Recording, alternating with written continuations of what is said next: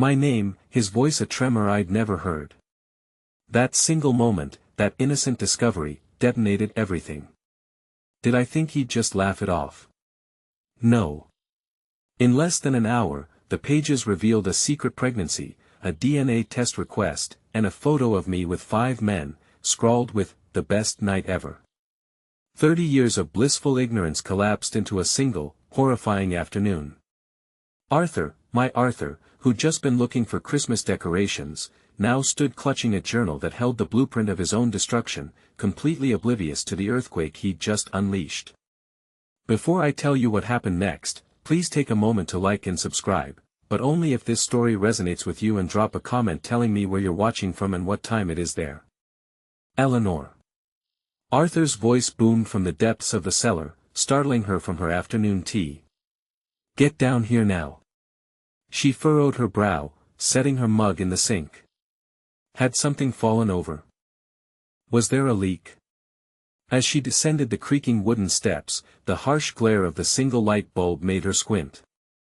Her husband stood in the far corner, surrounded by half-opened boxes and scattered papers.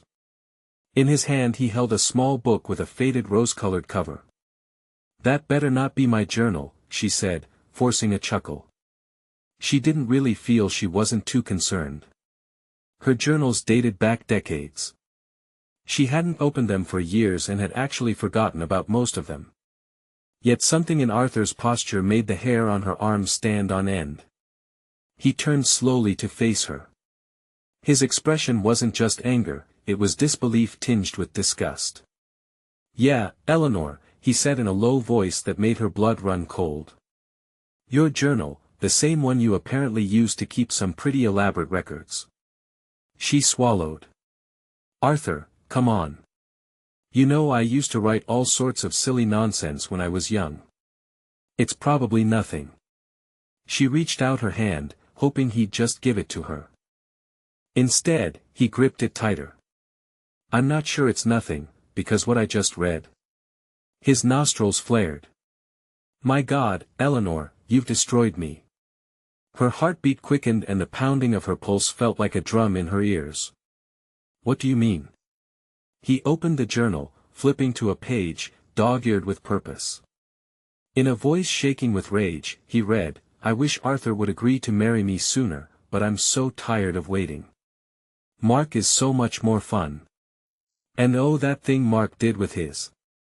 Arthur stopped. He exhaled sharply, then turned the page. Wait, there's more here, and it's not just Mark. Eleanor's stomach dropped. Oh no, something told her this was far worse than the old single transgression she had mentally buried. She remembered vaguely scribbling her fantasies in that journal, some of them real experiences, others exaggerated. She'd been young, insecure and foolish, but at the time, writing it all down had been a bizarre kind of thrill. Arthur, she began, forcing a lightness she didn't feel, this happened so long ago. Why does it even, stop talking? He shouted, the veins in his neck bulging. I'm not finished. With shaking hands, he rifled through the pages, reading random paragraphs in a barely controlled voice. I can't stop thinking about the way David pinned me against the wall last night, how his fingers felt against my skin. Arthur's away again and I'm so lonely, maybe. I'll let David come over this weekend too. Oh wow, I never thought I'd be the type to be with more than one man in a single day. But here I am, first with Ben in the morning, then meeting up with Kyle in the evening. The rush is indescribable. I sometimes wonder if I'm doing the right thing, but I'm not hurting anyone, right? Arthur doesn't need to know. I'm sure, once we're married, I'll settle down. Each new excerpt was like a dagger twisting deeper into Arthur's heart. Eleanor pressed a trembling hand to her mouth. She'd forgotten. These journals contained far more than just the fling with Mark. She'd chronicled a whole series of indiscretions, from stolen kisses to full-blown flings with multiple men. And then there were the explicit fantasies. Arthur, she whispered, tears pricking her eyes, that was 30 years ago. None of it matters anymore. He glared at her, then slammed the journal shut. Matters? You think reading that? He brandished the book at her, his hand shaking. Where my own wife brags about hooking up with one guy after another, doesn't matter. She took a step back, fear morphing into a sort of defensive arrogance. She never wanted him to see her at her weakest again. I'm not that person anymore. I was young and dumb. Were you? He snapped, because you wrote in here about things you did while we were already engaged. Oh, come on, Arthur. She scoffed, crossing her arms. Stop acting like this is some fresh betrayal. It's older than our entire marriage. I had the right to know what I was marrying into. He roared, his voice echoing off the cellar walls. Instead, I was duped into thinking you were just anxious about me leaving for college. Meanwhile, you were hooking up with guys the moment I turned my back. It was only a few times, she hissed, but as the words left her lips, she remembered that it was more than a few times, a lot more. Arthur fixed her with a stare that froze her on the spot. You said a few times. Try reading your own words, Eleanor. There are pages about you meeting guy after guy, like some out-of-control, self-destructive spree. And the details. He looked physically ill. I can't believe this. Eleanor's face hardened. Look, it's done. You can't change the past. His laugh was hollow. Oh, that's your defense? That it doesn't count, because it was a long time ago? She shrugged, mustering a dismissive attitude. Deep down, panic roiled in her gut, but she was determined not to show it. People do stupid things in their 20s. Move on. Arthur opened another box, rummaging through old photos and... You kept these too? I'm starting to wonder if you enjoy remembering every filthy detail. She recognized the box. He'd found old Polaroids and mementos she should have destroyed years ago. He pulled out a photograph.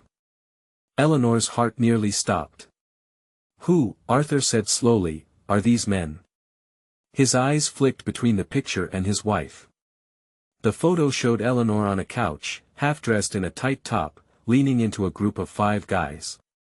Each one had a cocky grin and an arm slung around her. One of them was flexing an impressive bicep. Another was making a gesture at her backside. But the worst part was Eleanor's own expression. She looked thrilled. She tried to brush it off. Oh please, Arthur, that's from some random party, it's nothing. But there was no denying the suggestive nature of the photo.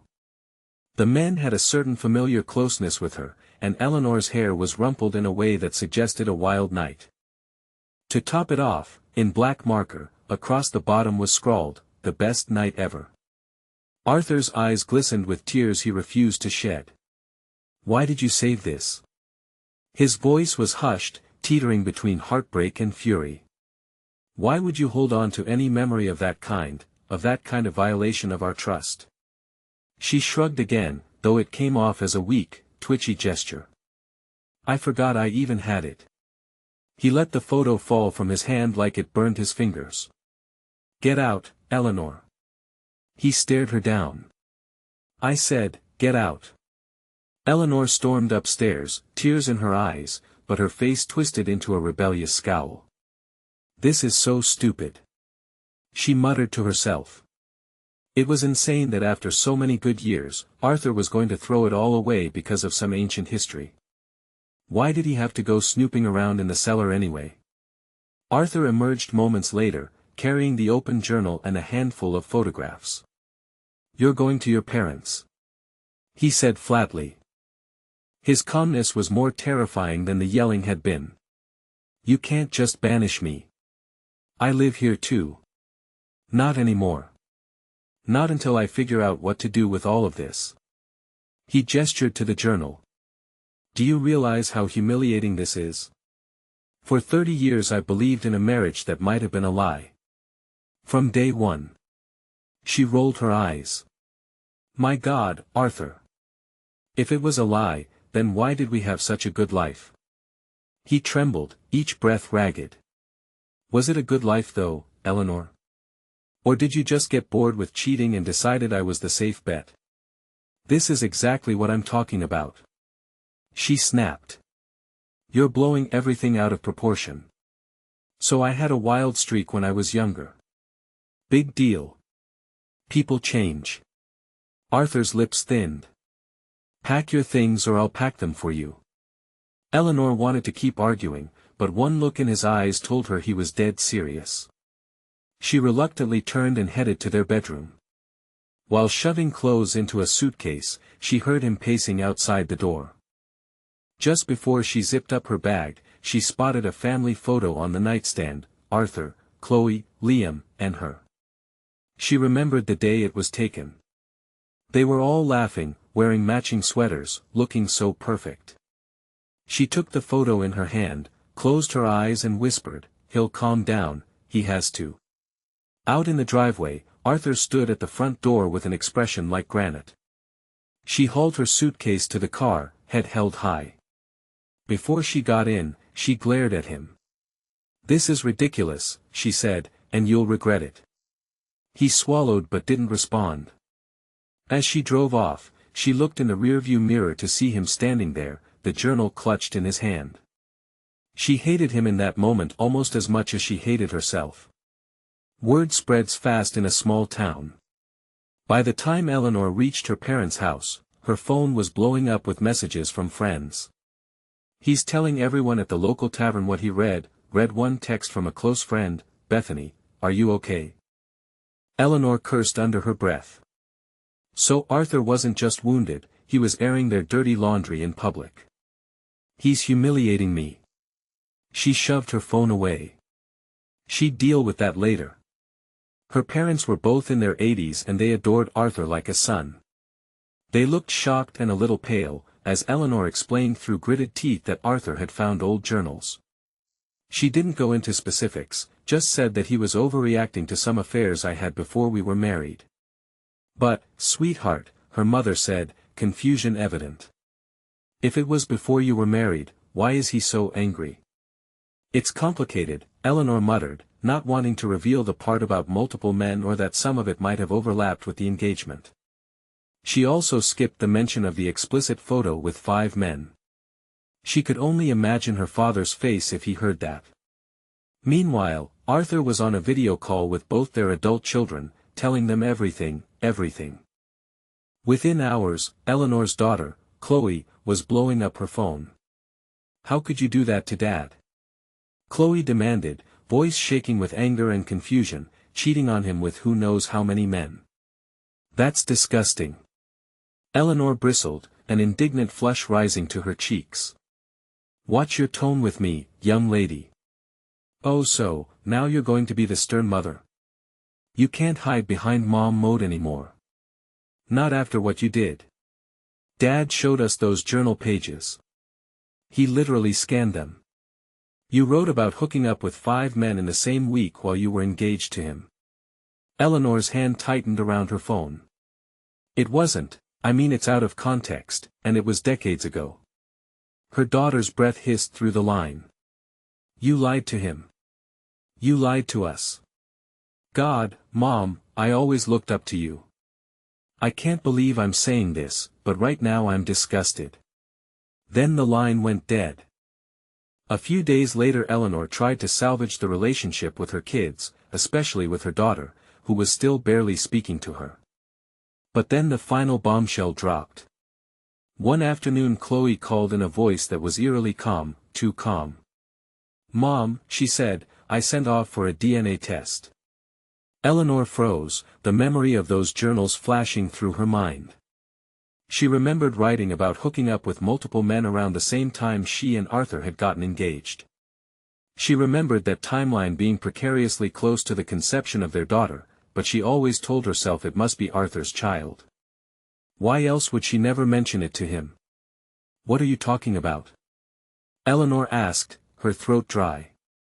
"A simple DNA test. I've been wanting to do it for a while for genealogical reasons, but you know what else it shows, right?" Eleanor bit her lip. "Honey, you're being irrational. Those at-home tests aren't even that accurate." Her daughter's voice hardened. They're accurate enough. Besides, Dad agreed to do it too. We'll see if it matches. Eleanor closed her eyes. Her world was spinning. All right, she said, barely above a whisper, you go ahead and do that. The wait for results felt like an eternity, and each day was more agonizing than the last. Eleanor prayed. She was just paranoid that Arthur was indeed the biological father, because if he wasn't, the results came. One afternoon while Eleanor was still at her parents' house, she felt her phone vibrate, saw her daughter's name and answered. "Mom," came the shaking voice on the other end, "it says, I'm not Dad's daughter." Eleanor's heart shattered. For a moment, she couldn't speak. She felt faint. "Oh my God, it's true. How could you, Mom?" Her daughter's voice was high-pitched, on the verge of hysteria.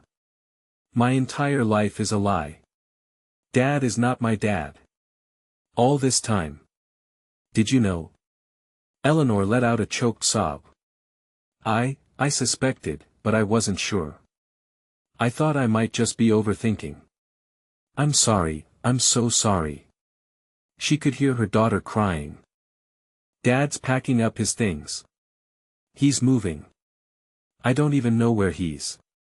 Telling me he can't stay here in this town anymore. He wants to relocate near his parents in Arizona or something. You have to fix this." "How am I supposed to fix something like this?" Eleanor cried, feeling dizzy. "Your father is. Everything you know about him is real. He loves you, but he's not my biological father. This changes everything." And then the line went dead again. Eleanor drove back to the house she once shared with Arthur. She felt defiant, humiliated, terrified, the perfect swirl of raw emotions. When she walked in, she found Arthur standing in the living room. His eyes red from anger or tears or both. "You have nerve," he said quietly, "showing up here." She tossed her hair back, a defensive posture. "I need my things." His bitter laugh echoed through the emptiness.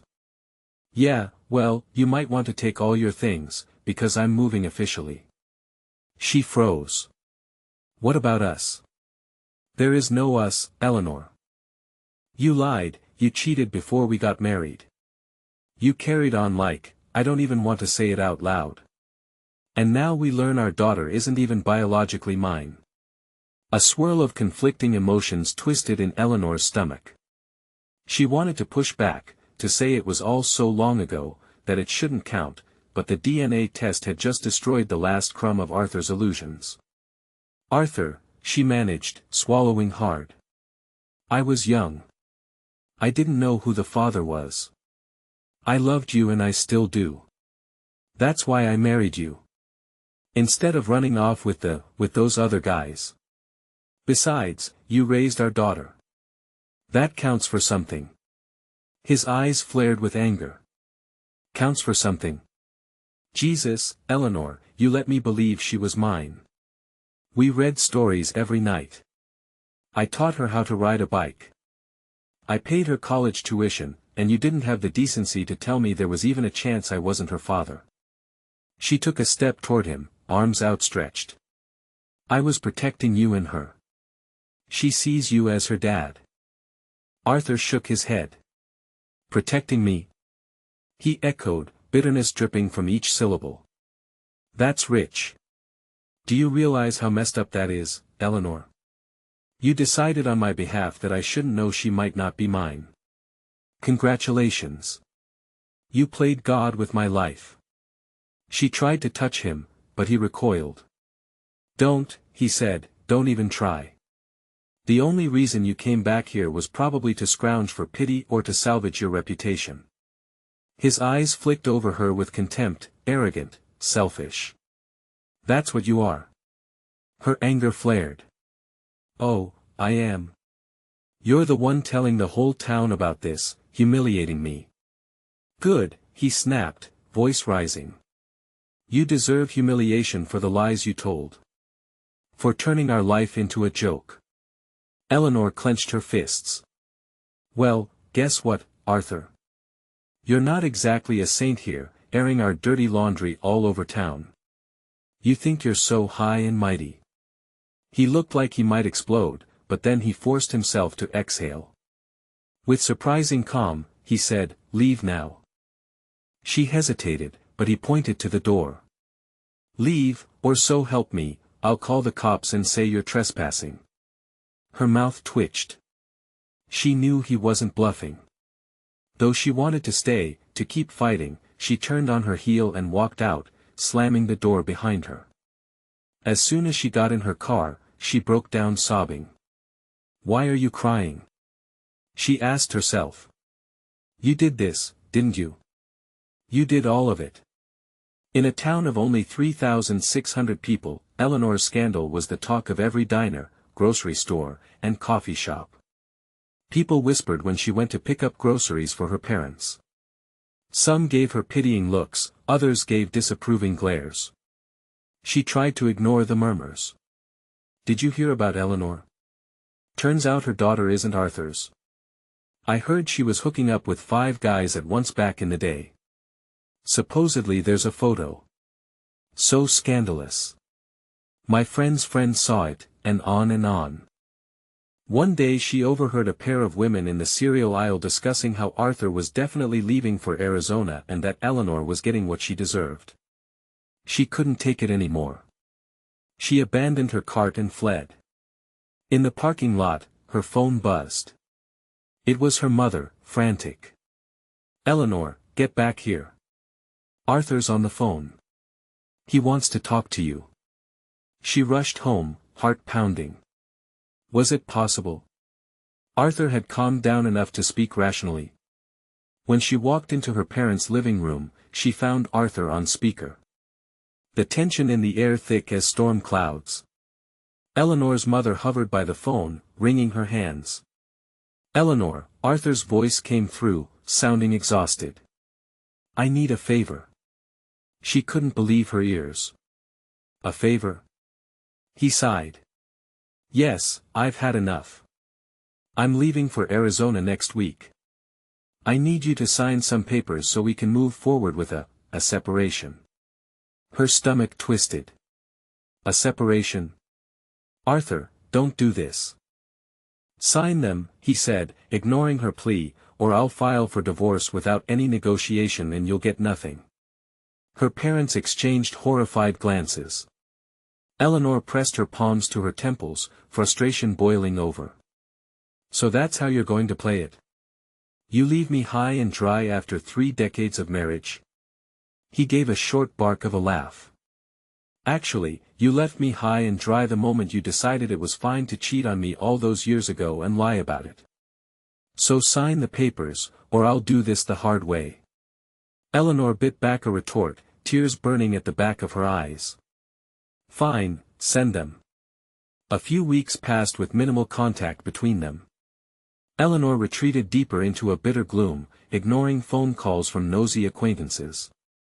She also heard from a reliable source that Arthur had been out with none other than Chloe, the ex-wife of Mark, the carpenter, from her journals. That rumor made her seethe with jealousy and anger.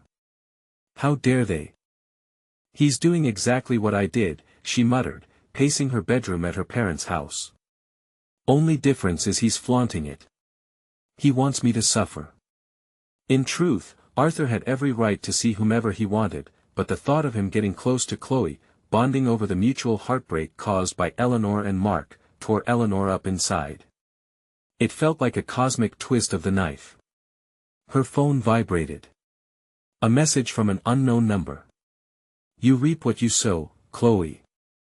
Eleanor stared at the text, her blood boiling. "I'm not going to engage," she told herself, even as she felt the urge to hurl her phone against the wall, but she typed out a reply. "Anyway, leave me alone, you have no business in my marriage." A minute later the response came, "It's not your marriage anymore, sweetie, he deserves better." Eleanor hissed in fury, but forced herself to stop responding. They can have each other, she thought, though her heart panged with regret. I never realized how quickly everything could crumble. On a cold Sunday morning, Eleanor decided to return to her house. She still saw it that way and faced Arthur one last time before he officially moved to Arizona. She wanted to at least attempt closure. Maybe beg him to keep the lines of communication open. She also harbored a tiny flicker of hope that he might realize their bond was stronger than these ancient mistakes. The driveway was half full of moving boxes. Arthur was supervising a friend who was helping him load them into a rental truck. As soon as he spotted Eleanor's car, his expression hardened.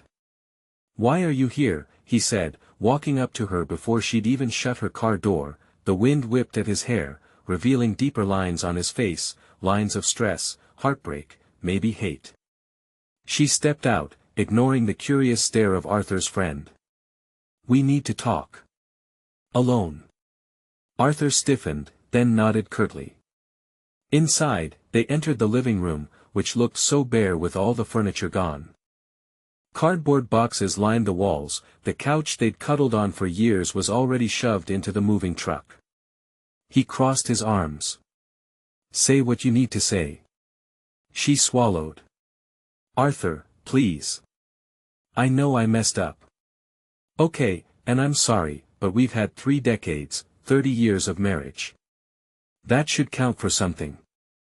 I made stupid, horrible choices when I was younger, but I've been faithful ever since. You know that." He snorted. "Actually, I don't know that, considering how well you hid this side of yourself." She took a step closer, ignoring his derisive tone. "Look, let's be honest, our daughter might not be your biological child, but you're the only father she's ever known. She loves you, and so do I." A muscle in Arthur's jaw twitched. "Yeah, well, you should have thought about that before lying to me for 3 decades. Eleanor's voice hitched. "It was a mistake. I'm not the same person I was back then. Don't throw away everything we built." Arthur stared at her for a long moment, then shook his head slowly.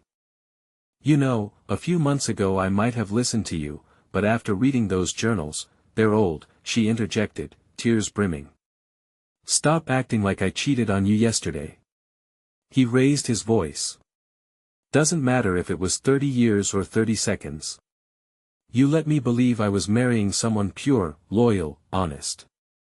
All that time, you had this skeleton in your closet, or should I say a horde of skeletons, David, Ben, and God knows who else, and that photo with the 5 men. I can't unsee that." Her face twisted in shame for a split second, but she quickly hardened. "You're unbelievable. I can't change the past, Arthur." "Exactly," he replied, voice dropping to a near whisper, "and I can't change how I feel." Eleanor's bravado cracked, tears spilling down her cheeks. "So that's it. You're leaving me." He nodded. "We already divorced in every way that matters. The legal process will catch up soon enough. I have no reason to stay in this house, this town, this state. I'm done." She clasped her hands together. "Please, let's at least talk about therapy."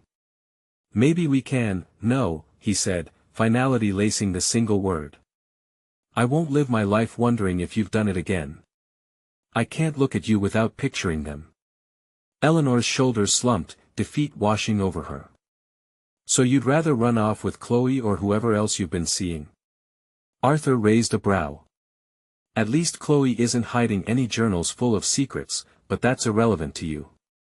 We're finished, Eleanor." She felt a flash of rage.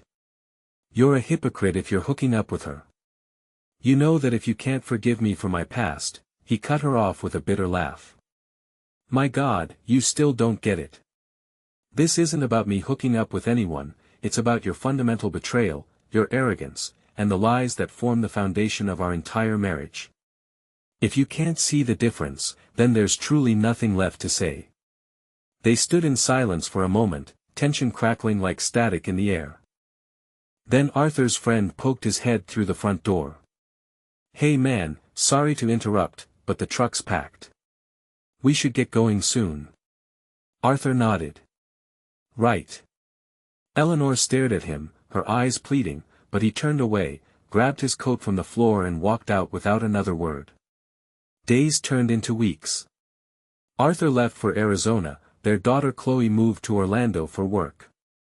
Their son Liam stayed in Atlanta. Eleanor was alone in her parents' house, the same small bedroom she'd grown up in. But now, haunted by regrets and the ghost of what used to be, she spent her nights scrolling through old photos on her phone, pausing on each image of her and Arthur, smiling at barbecues, birthdays, anniversaries. She thought about that fateful day in the cellar.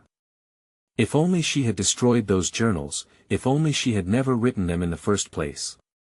But regrets were useless. Now her phone rang sporadically, mostly from old acquaintances wanting the inside scoop on the scandal. She ignored them. She ignored everyone because no matter how many times she tried to justify or rationalize, the truth was inescapable. She caused this. Once late at night, she even thought about driving down to Arizona unannounced, knocking on Arthur's door and begging him again, but she knew it would only worsen the humiliation.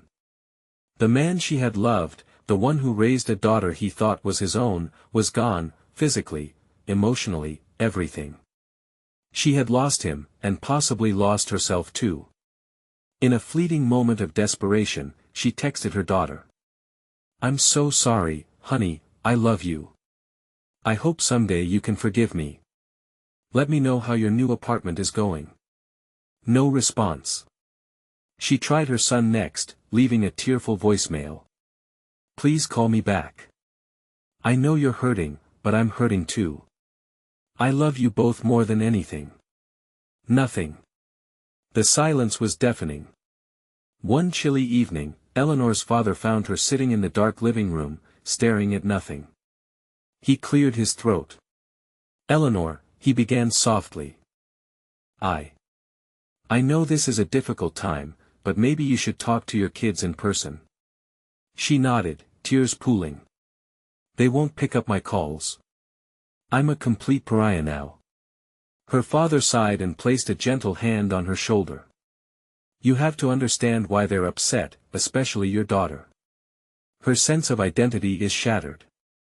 Eleanor bit her lip. "I know, and it's all my fault. If only I'd told Arthur the truth, maybe we could have." She shook her head, too exhausted to finish the thought. Her father looked at her, sorrow etched in every wrinkle of his face. "You might have lost Arthur," he said quietly. "But do what you can to not lose your children. If that means letting them be angry for a while, you let them. If it means apologizing a million times, you do it. Don't let your pride or your resentment get in the way." Eleanor nodded, burying her face in her hands. "I don't know if they'll ever forgive me." He squeezed her shoulder. "Maybe not, but that doesn't mean you stop trying." Months passed and Eleanor found a small part-time job at a boutique in town, mostly to keep herself from going stir-crazy. She lived with her parents, cooking meals for them, cleaning, distracting herself from the emptiness that lurked in her heart. Arthur was gone, somewhere near Phoenix, building a new life. The last she heard he was renting a small house by the water. Rumors swirled that he was still in touch with Chloe. Some said they were just friends, others said they were lovers. Eleanor tried not to care, but the thought of him moving on so easily gnawed at her soul. Her kids remained distant. The only semblance of contact was the occasional text from her daughter, curt and practical, about paperwork or tax documents. Her son never replied at all. Some nights Eleanor lay awake, replaying every moment of her past. She thought about that group photo with 5 guys, the time she bragged in her journal about hooking up with men while Arthur was away, the day she discovered she was pregnant but never considered the timeline. It was all so easy to dismiss back then, to say it's the past and move on. But now she understood that some pasts, no matter how far behind, never truly go away. They linger in boxes and journals and old photos hidden in a cellar, silent landmines waiting to detonate a lifetime later. As she drifted into a restless sleep on the old twin bed in her childhood room, she heard the echo of Arthur's voice. "You built our marriage on lies," and maybe she thought bitterly. Maybe he was right.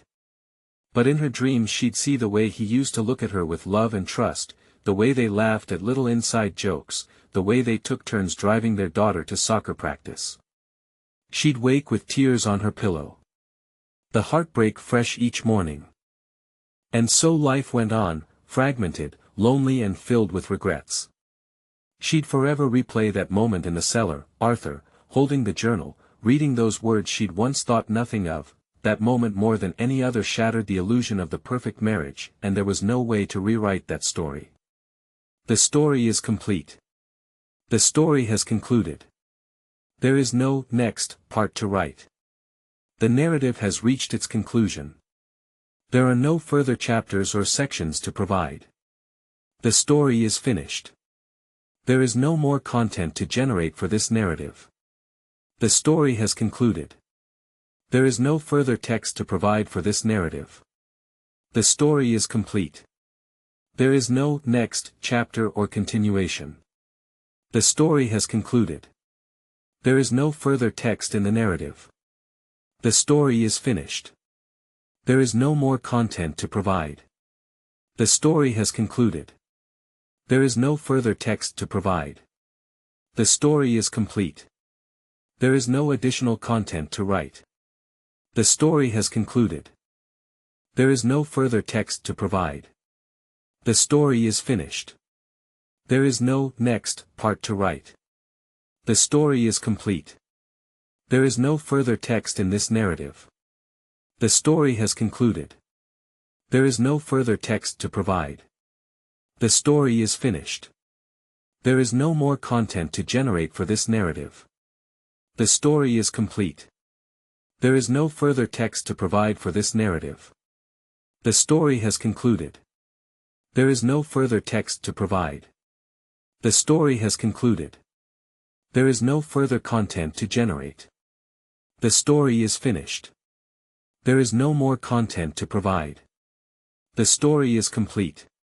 There is no further text to provide. The story has concluded. There is no further text to provide. The story is complete. There is no further text to provide. The story has concluded. There is no further text to provide. The story is complete. There is no further content to generate. The story has concluded. There is no further text to provide. Lessons from this story. Honesty and transparency are fundamental to any lasting relationship. Past actions, especially deceitful ones, can have devastating long-term consequences. Trust, once shattered by betrayal, is nearly impossible to rebuild. Concealing crucial truths, like paternity, can irrevocably damage family bonds and identities.